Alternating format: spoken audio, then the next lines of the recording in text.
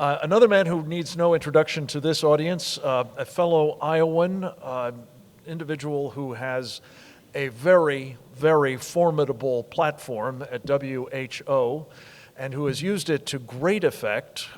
Notably, in just the past week, I've been privileged to be on the program, as was Steve King, as was Ann Corcoran, I believe, perhaps others, helping us showcase this event and the important issues that we're talking about, and who has graciously agreed to join us in person to talk a bit about some of his concerns about the immigration issue and what it means for our republic as well, is Jan Mickelsen. Please welcome Jan.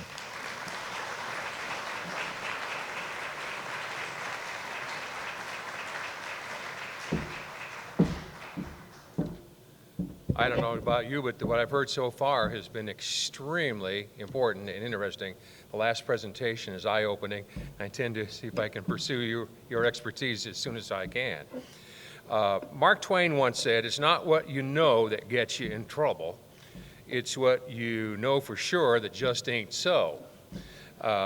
In the short time I have, I'm going to deal with some of the cliches about immigration as an issue that the political class usually believes, repeats, and supports. That just ain't so.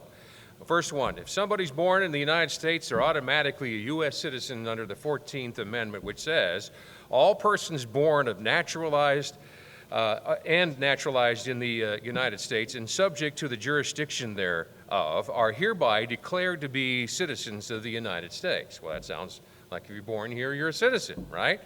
Well, remember it says subject to the jurisdiction thereof. That means that if you're the offspring of a Mexican citizen, you're a Mexican, no matter where you are born, same way with a U.S. citizen.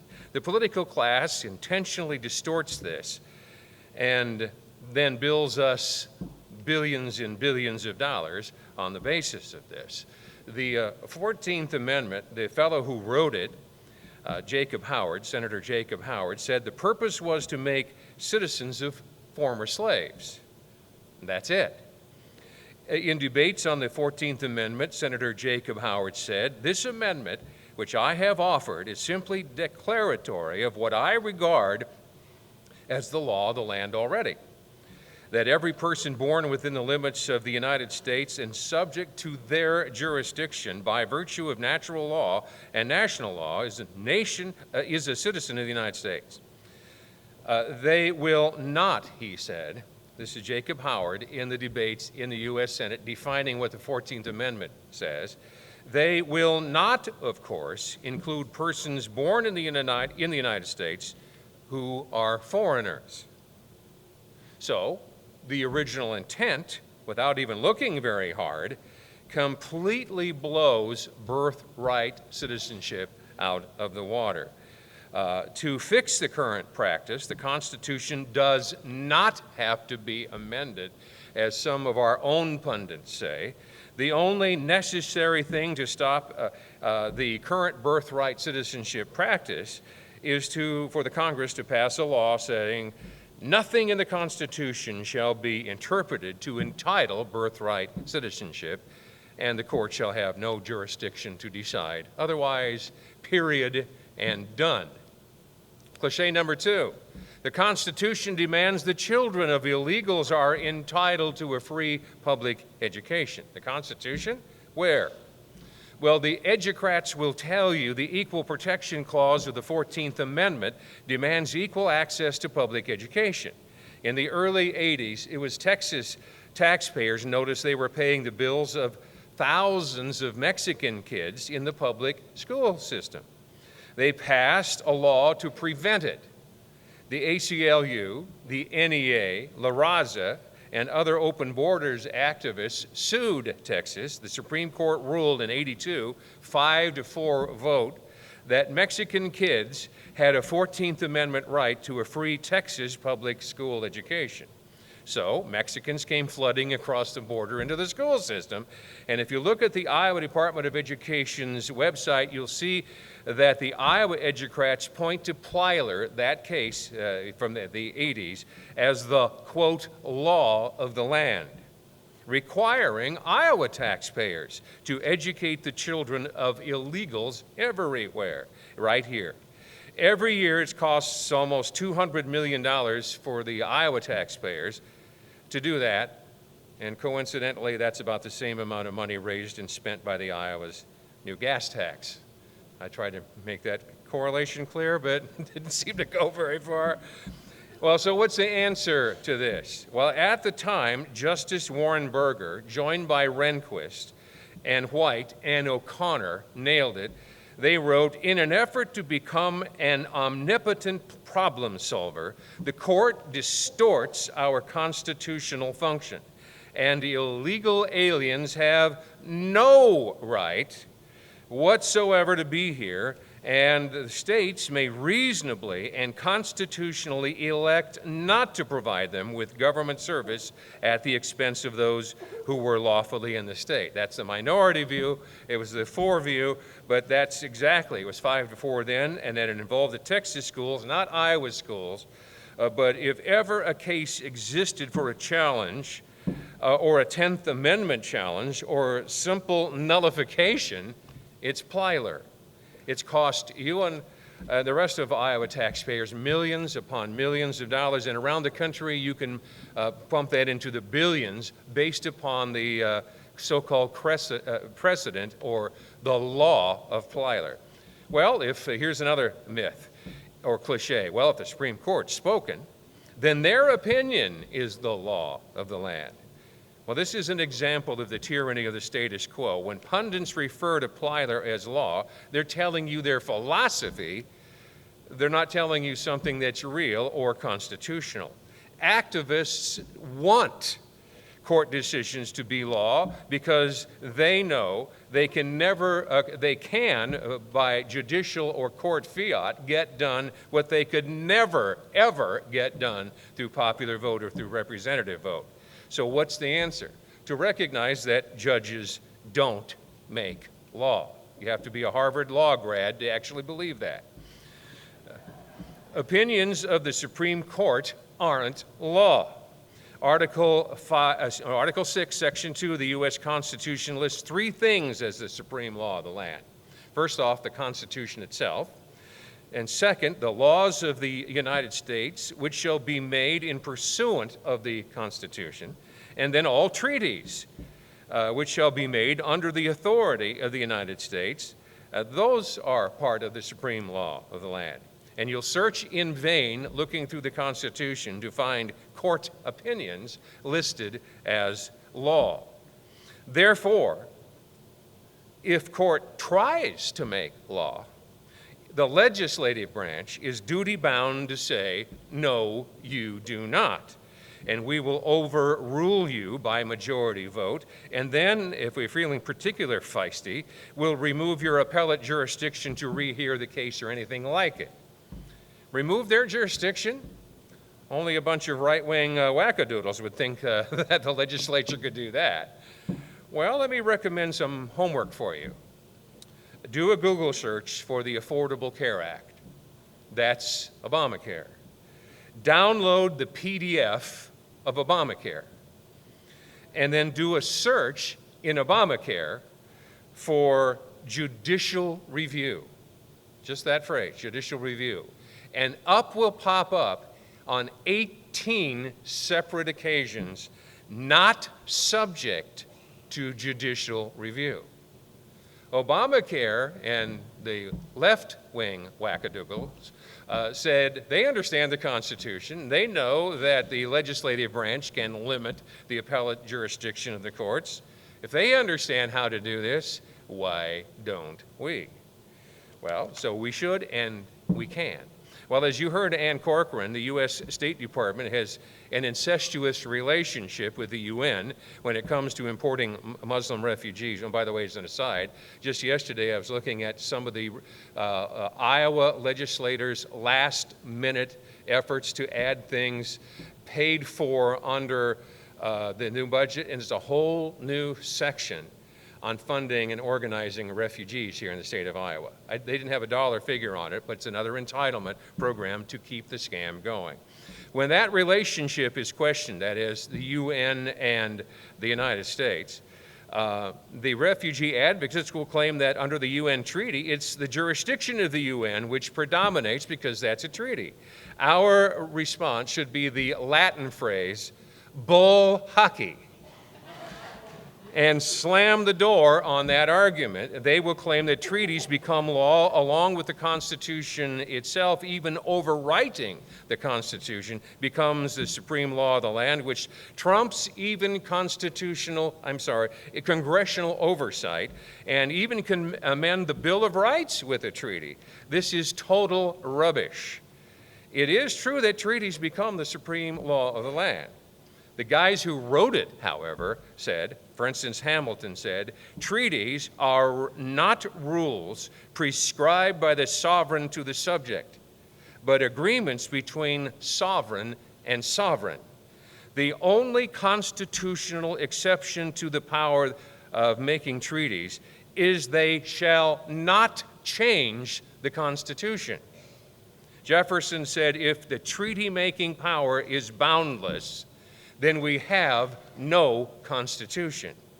Therefore, Congress can pull the plug on any ridiculous refugee program through the UN treaty and through their thing. They can pull the plug on that trade agreement the gentleman was talking about just a few moments ago. By the way, the UN and the State Department over the past few years, as Ann was talking about, dumped about 30,000 Somali refugees into Minnesota, 1,000 of which work at the Minneapolis airport. About 30 of them, Somalis from Minnesota, have been arrested for trying to join or assist ISIS. What could possibly go wrong with turning loose 1,000 Somali Muslims at an international airport? Can't think of any. And all right, I'm done. If you have questions, stick around for a little bit. Hey, buddy. All right. Seeing no questions, thank you. Hold on, Jan. Jan, hold on. Yes, sir. I attended a local legislative forum in my little suburban town, and so Yeah. there were school board people there, my Yes. state rep, and my state senator. Yes, And the theme of this one was on education. yes. And I brought up the question, I said there was a law passed in Texas in the 80s that is A affecting... decision, not law, sorry. Okay. All right. Thanks for correcting me. I don't know if I said it right or wrong. Everybody then. says the same, it's not a problem. And so I said that is affecting the quality and the cost of our education in Iowa. Right. Would you be willing to look into how that can be mitigated? That Right. was my question. I didn't say Plyler, I didn't say immigration or anything like Right. that. My state senator said he would be willing to look into how that can be mitigated. And my state representative looked at me with deer in the headlight look. Yes. And came up with the conclusion that I was trying to trick him into something. He wasn't willing to look into it. And the president of the school board looked at me with deer in the headlight Yes. look. Didn't know what I was talking about, thought it was a trick question of some sort. Right. And didn't want to answer. And I said, look, I'm just asking, are you willing to look into how it could, our schools could be improved or the cost reduced if we can mitigate the problems of this? And they didn't have any idea what I was talking about. No. So I No. think your idea that you're pushing this, and I think we have a long ways to go on that, is my comment. We sure do, because it's, again, the tyranny of the status quo. Most people get up in the morning and they look out and they assume, hey, well, this is the way it is, the way it has to be, that everything is normal, that this is the way the world works. And if they don't know how it ever came into existence, they have no reason to challenge it. Most of the people that are in the infrastructure now have no clue about anything I just said. And those who do will bully you immediately if you bring it to their attention. Or there's a series of tactics they will use. Well, don't you love kids? Don't you want to be a welcoming Iowan? We don't, and then they'll either dump some scripture on you that they don't believe, but they want that it's an Alinsky tactic. They'll hold you to what they think are your standards while exempting themselves from their own. But in order to deal with that, you just calmly ask questions like you did. And what you did was brilliant. You didn't make a speech and you didn't tell them what you wanted to pound. You said, hey, would you be able to look at, who could say no to a question like that? Who would say no to a reasonable request? And you asked them a question that didn't did not contain, you weren't asking a gotcha question. You were just asking, why are we doing the way we're doing it? Is there something we can do to mitigate our costs? And it is not in the best interest of educrats to mitigate costs. They just want to have more money. And you're trying to get them to go in the opposite direction. If they start going in that direction on one thing, somebody else will want you to go in that direction too. You're going to have to overwhelm them with reason and logic and a winsome group of questions that backs them in as well. I don't want to look into that, saving money for the taxpayers. They're never going to say that too. So just keep at it. Inform yourself a little more. The other question is, did you know that in, and this is a court decision, it's 5-4. And even in that decision, the court said, we're just rejecting the argument that Texas made. If they reframe the way they wrote their law, our objections go away. And if you read the court decision even more, it doesn't cover high school or middle school, only covers grade school. Most of the systems are educating K-12, and there's nothing in that opinion, even if it were law, that requires educrats to do what they're doing. So they haven't even read it. They're just operating by rote because they get paid federal funds for ELL. They are milking the problem of the creation of a bad court decision. And the whole decision ought to be challenged on its face. It's an absurd decision. Yes. Oh, back there. Yes, ma'am. Oh, excuse me. Whomever. Okay, Jan.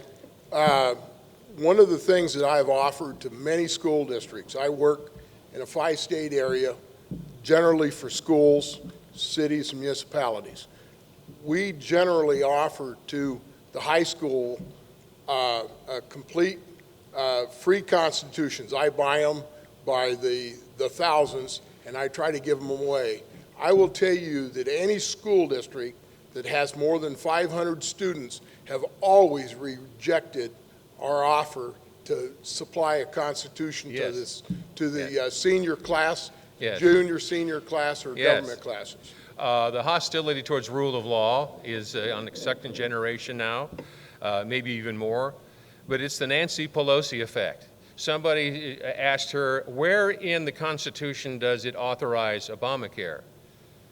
She didn't even try to answer the question. She says, are you serious? Are you serious? These people are not under rule of law. They don't want to be under rule of law. All right, let me just give you, the hostility is like this. It's more than just an intellectual problem. It's a moral problem. And it would be the example, you go down in the middle of winter and you see homeless individuals living in cardboard boxes just trying to survive. And this is our problem, by the way. You think that sprinkling either God words or constitutional language on a bunch of pagans is going to fix the problem? Imagine yourself going down and seeing those people living under bridges in cardboard boxes and they're just at the edge of survival. I know I'm going to give them a book on building codes. That will fix that problem. I can go home now. I've delivered, you know, that cardboard box, that's not up to spec. Doesn't meet fire code. And you need another exit and you don't have handicap parking in front of your tent. And you start reading the code to people who have no concept of whatsoever notion of rule of law. It just makes you feel good, makes us feel good. Don't you understand the Constitution? And they don't give a single rip. Those people don't need to be educated. They need to be removed.